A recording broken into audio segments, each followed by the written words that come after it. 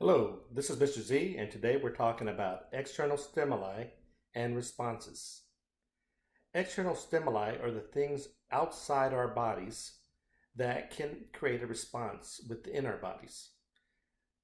External stimuli can affect humans as well as any other type of animal and also plants.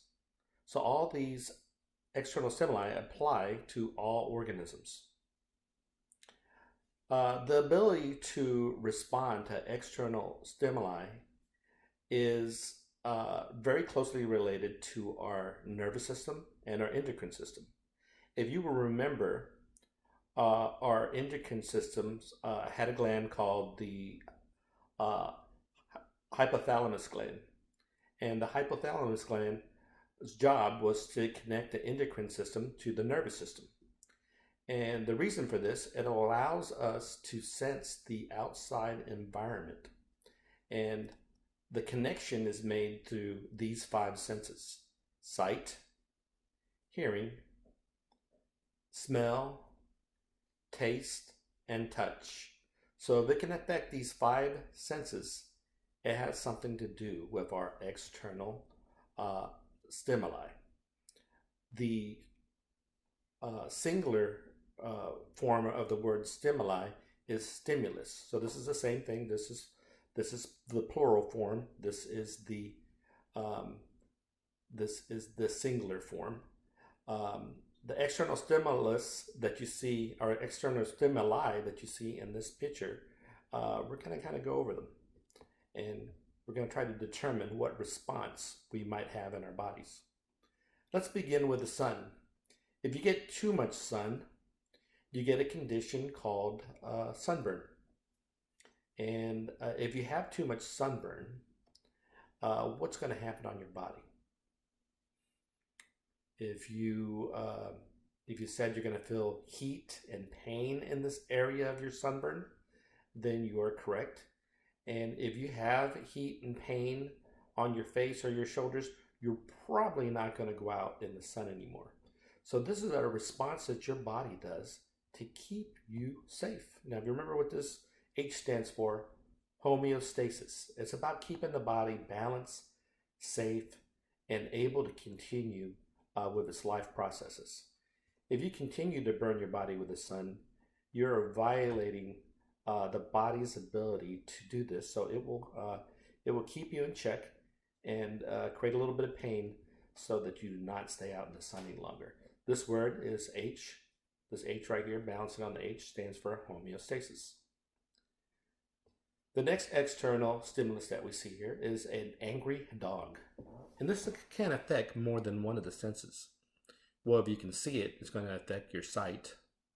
If you can hear it, it's going to affect your hearing. And if it bites you, it's going to affect your sense of touch. As it bites you, you will feel the pain. All these are connected to your nervous system, connected to your endocrine system, and will eventually activate the adrenal glands from your endocrine system to give you a higher sense of awareness and ability to avoid that danger, pump extra oxygen into your muscles, give you the ability to run faster, and it's going to make your heart beat harder, so you'll be able to react quickly to avoid that situation. Again, we're going back to why: to keep your body safe and allow it to continue its life process. And again, this word is called homeostasis. Over here on this side of the graphic, we have some pictures of some food that probably has food poisoning. And if we were to eat this food, it would affect our sense of taste. You may taste the bacteria, maybe not. The one thing that will happen will occur in your stomach. What is going to happen to your stomach if you eat anything that has food poisoning in it? You will have stomach pains. It would also cause you to throw it up. So again, this is the response, throwing up in the stomach pain. The stimulus would be the poison food. And the reason that's making you throw it up and making your stomach hurt, doesn't want you to eat anymore, and it wants you to throw it up. And the reason for that is back down to our state of balance, homeostasis, keeping you safe from harm, allowing you to continue your life processes. The next picture that we see on the graphic is the hot pan. If you were to touch a hot pan, would you leave your hand on it? No. Your sense of touch would right away tell you to remove your hand from it, send a communication to your brain, and it's gonna hurt. It's gonna hurt your hand. Your hand's gonna be hurting at the tips. Why? Doesn't want you to do it again. Wants you to learn your lesson. Again, why? Homeostasis. It wants to keep your body balanced. It wants to keep your body safe, and it wants you to be able to continue your life processes. Just like external stimuli can affect humans, it can also affect other animals and even plants. So all these same external stimuli and responses occur in all organisms, humans, animals, and plants.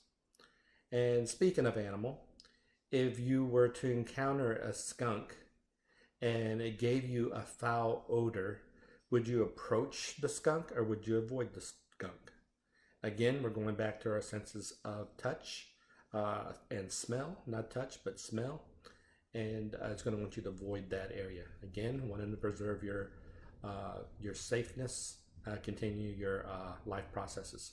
Now this is going to work in reverse too. If you smell some very delicious food cooking, something that you like, your mouth may water. You may already, be, anticipating to eat that, knowing that it's going to be something good that you like to eat, starting to kick off your digestive system.